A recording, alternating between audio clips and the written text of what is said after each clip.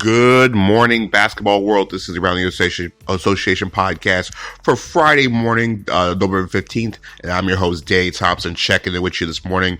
And before we get into a crazy night in the NBA, follow me on Twitter at Danny, D-A-N-Y, number 3 Thompson on Twitter, as well as the Around the Association website, which is aroundtheassociation.com, for the latest and everything, all things NBA, as well as check out Around the Association's page on Facebook. And I have subscribed to this podcast, which is on every single podcast outlet you can find, from Apple iTunes, Spreaker, iHeartRadio, Podcast Addict, Google Podcasts, and every other place you can find podcasts. As well, you can listen to my weekly radio show in Orlando on tomorrow, which is Saturday mornings from 11 to 12 on 98.5 The Wire, as well as on the 98.5 The Wire app, which is also the Google Play Store, and also the same places like iHeartRadio you can listen to nationwide as well, too. So, let's get into the busy night in the NBA, and let's start out with, well, this was the night of the return. One of the few games in the NBA has always been scheduled is when somebody comes back to a place they played for many of years. And last night was nothing different. Kristaps Porzingis made his highly anticipated return to New York. This was different. Porzingis was the enemy, and Knicks fans made him hear it from the beginning to the end. Being booed from the time he touched the floor until the time of the national anthem, and every other time in between.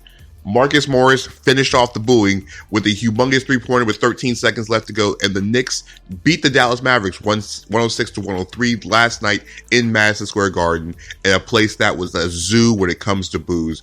Morris had a huge night, capped off, like I said, but that three-pointer, he finished the game with 20 points on the night. But like I said, that huge three-pointer, his fifth one of the night, gave the Knicks the victory. In the game, Porzingis had 20 points, 11 rebounds, and Luka Doncic had his 13th career triple-double, 33 points, 10 rebounds, and 11 assists in the game. And really, in a game that was superly entertaining, a game that was going back and forth, the game that actually saw Dennis Smith Jr. probably play his best game in almost a year plus with New York.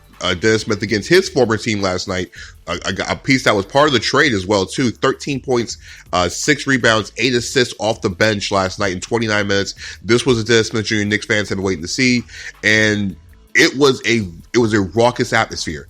It was a back and forth game, and the Knicks fans went home with something to go home and cheer about. But like I said, watching the game on television last night, there had the booing from start to finish almost was reminiscent of Vince Carter when he returned to Toronto many moons ago. But like I said, now this game is over. They've got the Knicks fans. They're still going to let him hear it because New York fans always be New York fans. But they got a huge win at home. Mitchell Robinson had 16 points, 8 rebounds coming off the bench after missing the last 3 games with a concussion. Tim Hardaway Jr. also had 12 points off the bench in his return back to New York. Speaking of returns, Paul George made his return to the LA Clippers, but the problem was the Clippers were already shorthanded in a game with the Pelicans that saw so many players, more of the key players out than more of the key players in, which meant next man up. Paul George did score 33 points and shot the ball really well, but Drew Holiday stole the show, and I mean literally stole the show, with 36 points and 6 steals, including 3 of them in the final minute on Paul George, as the Pelicans in their losing streak with a 132-127 victory at home last night at Smoothie King Center. Holiday 36 points in the game. Like I said, he also had 6 steals. He did everything he could to keep this team, the shorthanded Pelicans team, in the game last night, besides knocking down shots, playing that lockdown defense. And really, it was a game where it was an up and down affair. Guys were just hitting shots everywhere. So many guys had had big games. Derek Favors had 20 points and 20 rebounds for the Pelicans. They got 23 points and 5 assists, 5 rebounds from Frank Jackson off the bench. Even JJ Redick got in the action with 19 points as well, too. This game was an up and down affair. Fourth quarter, 66 points combined between both teams in the fourth quarter. Paul George had 33 points and 9 rebounds in his first game back. He shot 10 of 17 for the floor, perfect from the line. George played 24 minutes, not because of the injury, because mostly he was in foul trouble the entire night. He had 5 fouls in the game, too. The professional scorer, Lou Williams, had 31 points and 9 assists in the game. Now, the Clippers are now becoming fully healthy now. That is the best part. And Paul George said this is the best his shoulder has felt in a very, very long time. He said shooting wasn't the issue. It's just the fact of the lack of being on the floor as well, too. It forced the Clippers to change a lot of the rotations. Montrezl Harrell moved to the starting lineup last night. They started Terrence Mann at point guard and also Mo Harkless. The Clippers are now at a record of 7-5 on the season. Don't worry. Kawhi Leonard and Paul George are playing very soon together. Everybody be very, very afraid. Speaking of being very, very afraid, the Chicago Bulls will keep seeing the Milwaukee Bucks in their nightmares once again, especially a picture of Giannis, the Greek Freak, everywhere. Giannis had 38 points and 15 rebounds last night. Eric Bledsoe chipped in with a season-high 31 points and 8 assists as the Milwaukee Bucks hold on to beat the Chicago Bulls 124 to 115 last night in Milwaukee last night. It was mostly Giannis in the morning, Giannis in the evening, Giannis at supper time. He also contributed 3 steals and 4 assists in the game, was efficient from the floor, 13 and 24. But the problem was the Bucks couldn't hit free throws last night. Giannis was 11 of 20, and the Bucks missed 13 of their 47 attempted free throws. A huge difference because the Bulls only took 25 as a team themselves. The Bucks almost let the Bulls back in the game, but once again, the Bucks win again. Bucks have won 7 straight against the Bulls, their last 7 games in a row. But Kobe White set an NBA record last night. He became the youngest player in the NBA to knock down 5 3-pointers in consecutive games. Kobe White is now 19 years old, hit 7 threes in the fourth quarter in the game against the Knicks on Tuesday. He had 6 threes last night to go along with 26 points. That should tell you something. The Bulls should start playing this kid a little bit more. Big story of this game, the Bucks were just basically bruising the Bulls down the paint. They outscored them 70-32 in the paint last night. Bledsoe at his 31 points. And like I said, Bledsoe did shoot, what was it, from the night last night. Bledsoe shot 12 of 14. He was 12 from 12 from inside the 3-point line last night. That should tell you what kind of damage the Bucks did in the interior last night. Speaking of damage created from the interior last night, the Miami Heat withstood everything the Cleveland Cavaliers did and almost blew a 29-point lead in their victory, 108-97, over the Cleveland Cavaliers. It was a dominant effort from the Heat from start to finish. They just got a 27-point lead, like I said, in the third quarter. The Cavs cut it to as low as 10, but defense led by Jimmy Butler took care of business in the final 7 minutes of the game. Butler had a steal and a block in the final 3 minutes, helping the Heat hold on to the victory. It was a dominating performance from the Heat last night. The Heat are now on the season with Jimmy Butler. They're 8-3 on the season. Kendrick Nunn finally, like I said, is finally break out of the scoring slump. 23 points. Bam Adebayo 16 points and 15 rebounds. The Cavs, who were actually getting some outstanding play from Tristan Thompson, held Thompson to his worst game of the season. The Heat defense did. Thompson only had 2 points and 3 rebounds in the 22 minutes he played last night. Kevin Love led 6 Cavs in double figures with 21 points and 10 rebounds. Out in Phoenix, in the land of the rising sun, the Phoenix Suns took care of business over the Atlanta Hawks, 128-112. The Suns won another quality opponent at home, while the Hawks left the game with more injuries and then ejections, leaving the Hawks shorthanded. They already went to the game missing a few players anyway, then lost Cam Reddish and DeAndre Bembry to ejections late in the third quarter. Kelly Oubre, after having his worst game, and I couldn't even tell you how long, with 1 point against the Lakers the other night, finished and led the Suns with 30 points on the night as well. Dario Saric had 23 points for Phoenix, and Devin Booker had 27 points and 7 assists. Frank Kaminsky had 19 points off the bench. This was a Suns team that that does what the Suns do. Saric was knocking down shots and looking very, very good, distributing the ball as well too. It's the Suns. The Suns are just surprising everybody. And once again, the Suns do not have DeAndre Ayton.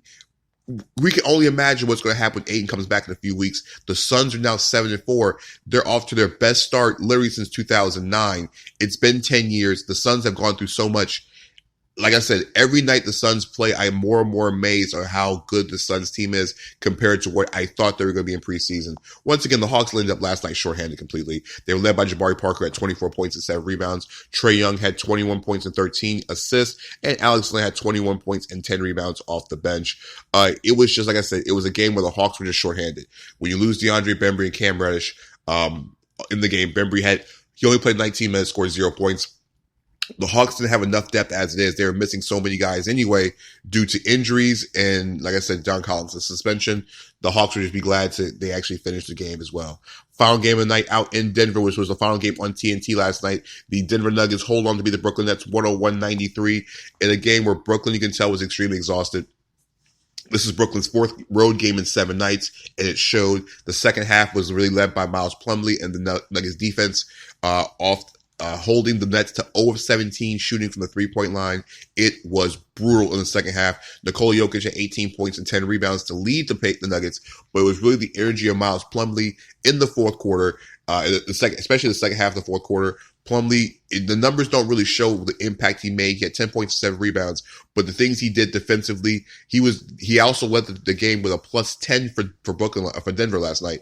Paul Millsap also had 18 points and 9 rebounds for the Nuggets. Nuggets was pretty much a team effort. 7 guys in double figures last night. They didn't shoot the ball particularly well last night. Neither did Brooklyn. But it was mostly a defensive and team effort. Give the Nuggets credit for their victory on the road. The Nets get to go back home. This was a rough road trip. Besides losing Karis LeVert, the Nets just couldn't hit anything last night. When I say 0 of 17 from the 3-point line, Taurean Prince was 2 of 11. Kyrie Irving 1 of 7. It was just bad. Nets finished 8 of 38. From the 3-point line, 21%. Like I said, they missed 17 threes in the second half. Kyrie Irving, 17 points, 9 rebounds, 6 assists. But like I said, he just shot struggling from the floor. He finished the game at 8 and 20. The Nets can finally end this road trip and get back home, get back to the wonderful parts of being in Brooklyn. Because like I said, this road trip was brutal on the floor and off the floor with the injuries as well too. So that is the update. Also, you have to update Karis LeVert. Karis LeVert did go undergo surgery on his right thumb. There's not really a timetable for when he's returning. It's going to be a while. But the thing is, he's going to miss a bunch of time with the injury. The Nets do have one more road game on this road trip, a 5-game road trip. They'll end up in Chicago, hopefully with a victory on Saturday night. So before we get into the Friday night games, let's go over the stud of the night. And like I said, you normally would take Luka Doncic because he had a triple-double, but actually the stud of the night ended up being Jrue Holiday. Anytime you can rip an all-NBA player and an MVP finalist last year in the fourth quarter of the game that was needed, you got to give it to him. Jrue Holiday finished the game last night with 36.7 assists and the 6 steals in the Pelicans 132-127 victory. It was really what Jrue Holiday's calling card was, which was defense. 3 steals on Paul George in the final minute of the game makes you the stud of the night. Friday night's action in the NBA is pretty deep. We have a lot of games in action last night on Friday night. So let's go ahead with the game of the night. And that will be out in Houston. Let's start there. The 8-3 Rockets take on the 7-4 Pacers in the 8 o'clock on NBA League Pass. This game is going to be up and down and fair. James Harden scored 47 points the other night in the Rockets' victory. I'll tell you this: Russell Westbrook won't have 4 fouls in the first half. Expect Westbrook and Harden to go off on a Pacers team led by the superly smooth Malcolm Brogdon. Have been playing some of their best basketball, and they're 7-4 in the season. The real question is, without Clint Capella for the Rockets on Friday night, what would Domantas Sabonis do in the interior of a Rockets team that might have to really dig deep when it comes to the depth as well?